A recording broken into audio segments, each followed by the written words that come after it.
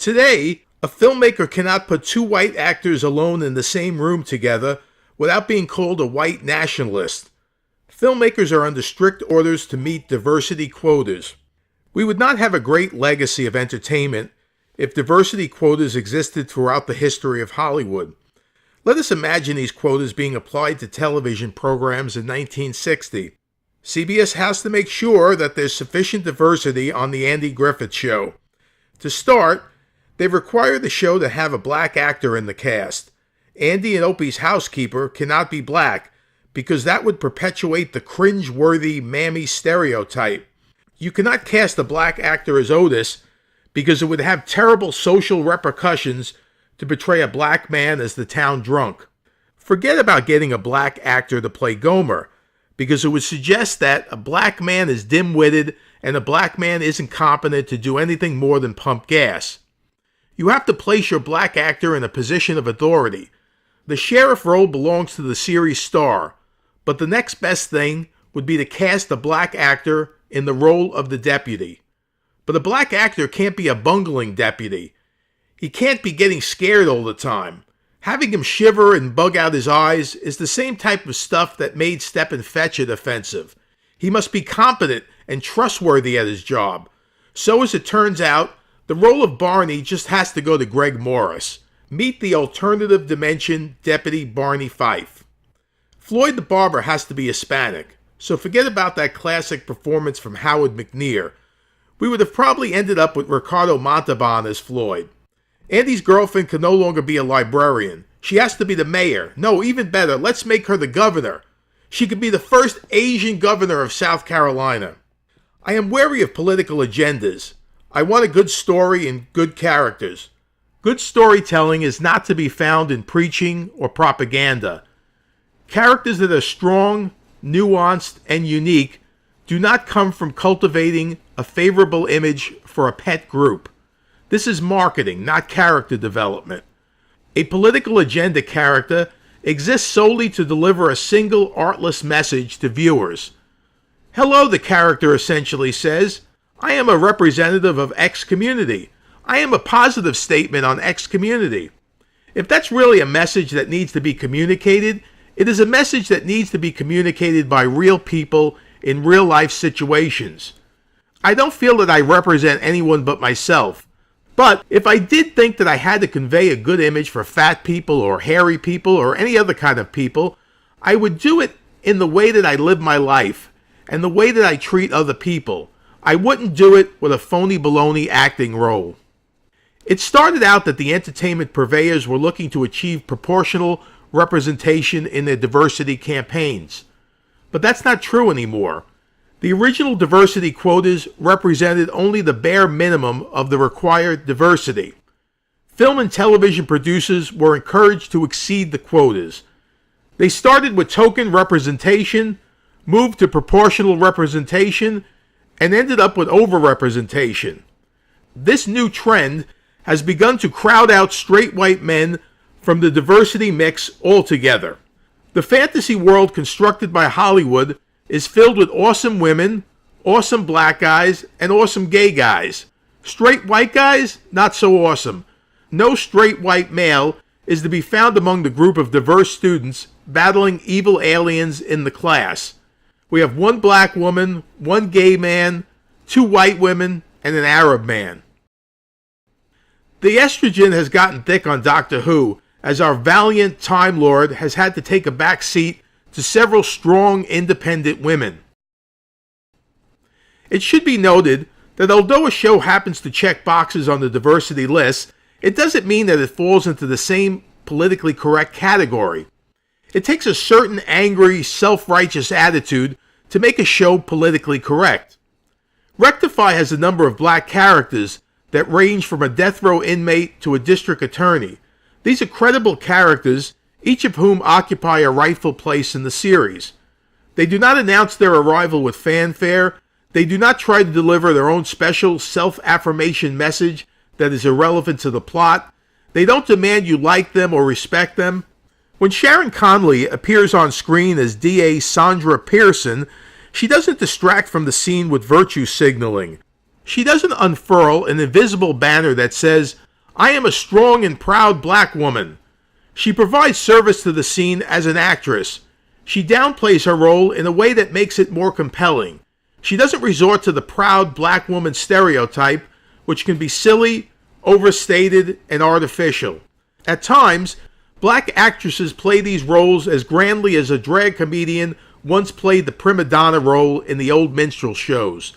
Sassy in 1897 is no different than Sassy in 2016. Sassy is sassy. You can tell from this poster that this is a film about three strong and proud black women.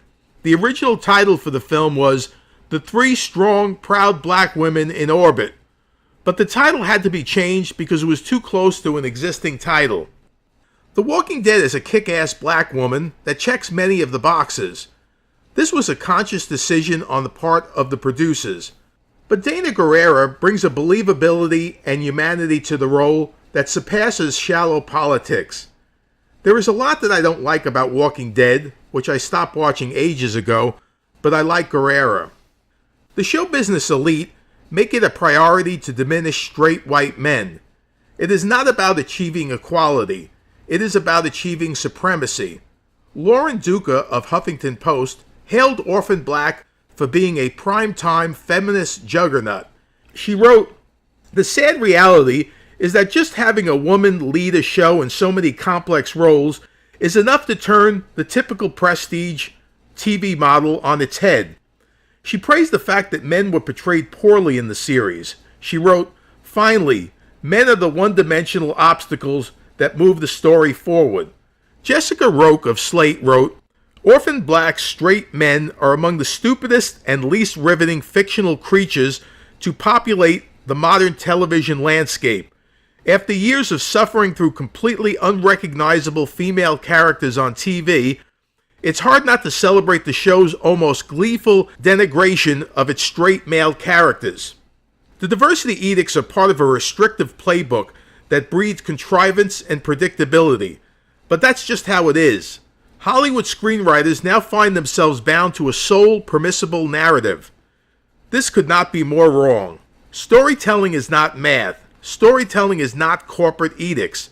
A filmmaker who is compelled to follow diversity edicts and other social justice rules is bound to expose his caution and constraint in the finished product.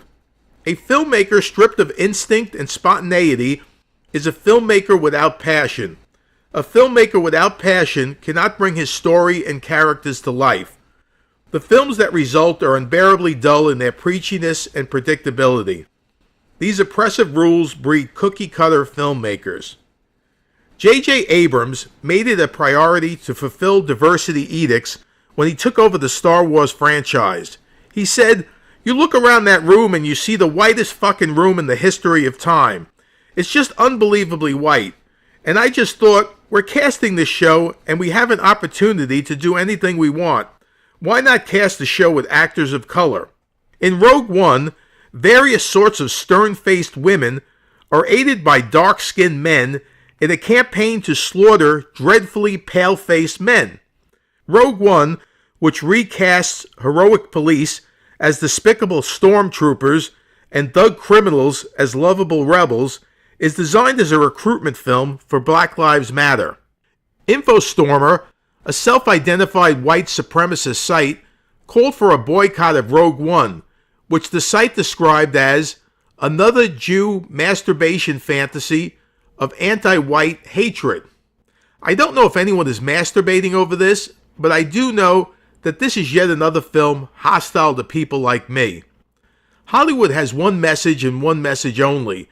They want women and dark-skinned people to know that the white heterosexual Christian man is evil, and they must join together in one massive force to kill him. Rogue One co-writer Chris Weitz tweeted, "Please note that the Empire is a white supremacist organization." His co-author Gary Whita retweeted Witz's statement, adding, "Opposed by a multicultural group led by brave women." Both writers deleted their tweets in response to complaints. Whites and Whita believe that every non-white is the same. A Mexican is the same as an Asian, which means that both of these non-white men can relate to one another without conflict or animosity. This is absurd. It is only fair to note that Harry Cockatrine of the Daily Wire noted a strong resemblance between the Galactic Empire and the Democratic Party.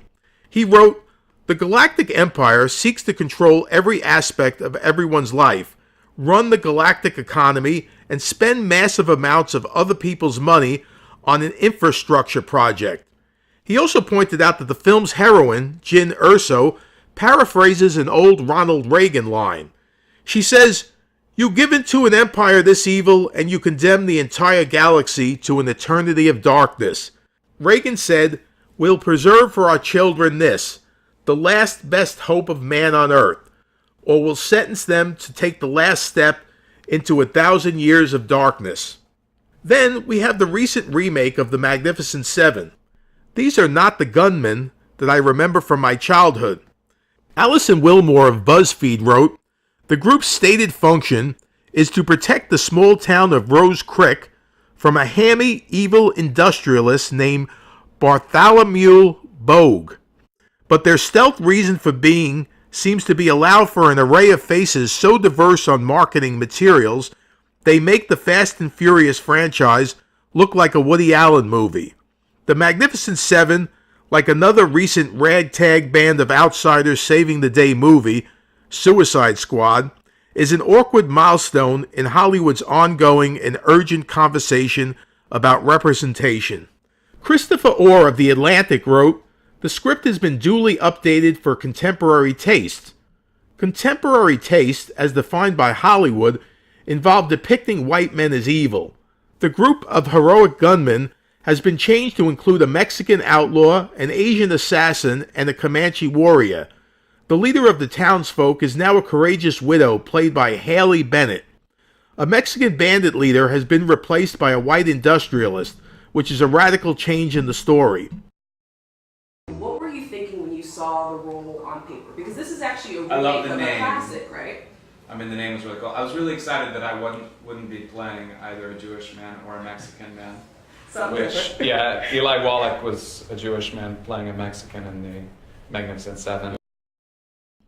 This is nothing new. Marvel Comics supervillain the Mandarin was transformed from Asian to white for Iron Man 3. One of the film's stars, Ethan Hawke, told reporters at the St. Sebastian Film Festival, "I bet Donald Trump would like the film, but he doesn't know that what the film is actually about is people gathering together to defeat him." This comment started a rumor that Bogue was modeled after Trump. Sarsgaard, the actor who plays Bogue, claimed that the rumor was not true, and yet he repeatedly linked Bogue to Trump in interviews. Bogue, he said, represented the same type of person that Trump represents. What type of person is that exactly? White? Male? Christian? Heterosexual? Sort of a comparisons, rather, your character with real-world Donald Trump. Have you heard those kind of conversations and whispers about the movie? People who say this, again, larger-than-life character. Yeah. People are, he's powerful, he's a businessman. Have you heard of that? What do you Well, he think? was gonna play the part, and then his, political career started to He take got off, busy. and so he got busy, and so they called me up. But no, I mean, he certainly wasn't in my mind at all as I was doing it. I think at that point in the election, it just seemed like a preposterous another person standing on stage. And here we are. I mean? Here we are. So I never would have taken him seriously enough to think about portraying him, But you do think of a lot of people who have that in common, right? Whether it's sometimes, there are people that step up in the world and in their own weird, fangled way manage to lead. Many times this is the way that, fascists pop up in the world. We all sort of go everyone looks around and goes wow, that's horrible. And then nobody does anything, and doesn't take it seriously. So, I take it very seriously. Someone crack a joke, letting someone, even Ethan Hawke gave me one of my best lines in the movie. Really? What did he say? He came up to me and he said, "All right, so in Seven Samurai, in the original Magnificent Seven, There's one line that was said in both and only one. I think we need to say it in this movie to carry on the tradition. I said, what's the line? He said, if God didn't want them sheared, he wouldn't have made them sheep. Which is something Donald Trump could totally say. I think one of the things that attracted me to playing Bogue is his own sense of personal grandeur, the sense that he was somehow larger than life, the kind of person that would call himself Bogue, the way that Trump calls himself Trump. Hawke further bloviated, one of the greatest ways to speak about diversity is simply to make a movie with a bunch of people from different cultures and make something beautiful. Beautiful, really? Has Hawke actually seen this appallingly dark, brutally sadistic, and relentlessly bloody film? It is an ugly piece of exploitation trash. Just watch the first 10 minutes of the film if you don't believe me. Hawke is part of the show business elite, who believe they are morally superior to the rest of us, and they believe they have a right to lecture to us in a condescending way. Understandably, many people are tired of this. I know that I am tired. Harry Potter author J.K. Rowling, another loudmouth of the entertainment world, has gotten into the habit of comparing the book series Dark Lord, Voldemort, to white right-wing politicians. It has not gone beyond the notice of Rowling's fans that Voldemort's followings are largely white. Are fans to believe, as Rowling now suggests, that Voldemort is a white supremacist? My son was in boot camp when they aired the final season of Breaking Bad. He didn't get to see these episodes until recently. He didn't like them.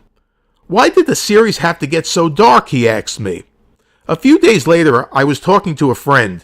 He had not been aware of The Walking Dead until reruns of the series reached the syndication market and commercials aired on TNT.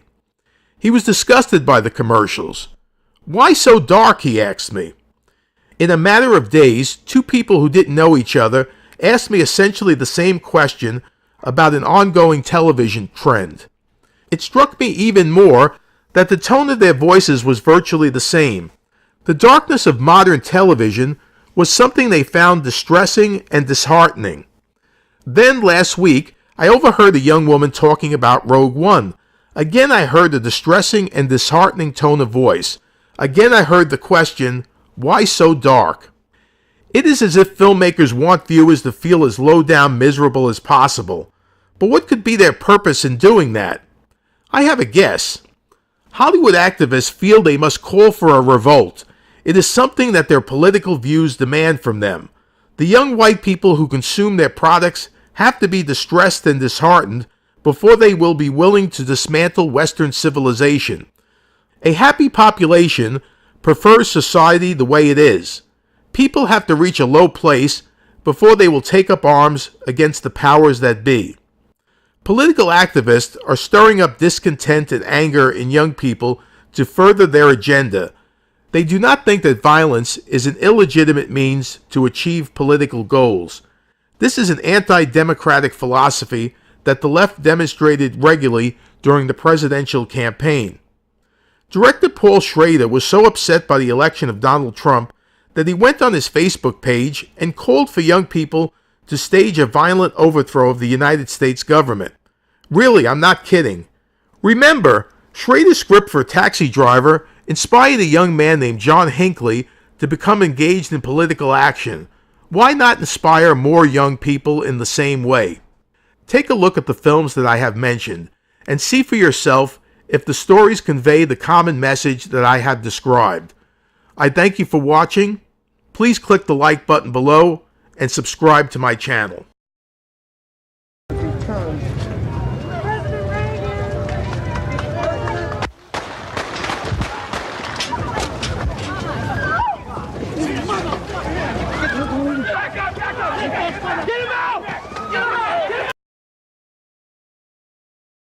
That's amazing. What is it? It's called the Wear Bag. It protects against collateral damage from superhero battles. We're talking about projectiles, falling debris, direct blows. It's only good for one use.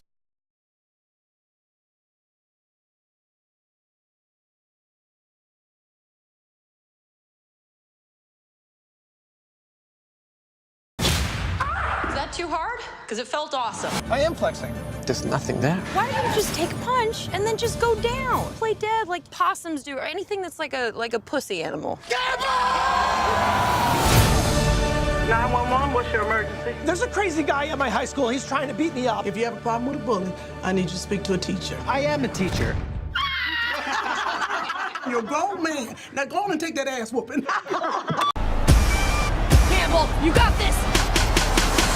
I don't think he's got this. Caught on camera, a brutal attack on the streets of Murfreesboro right after kids get off the school bus. The teenager in this case pleaded guilty to assault charges in adult court.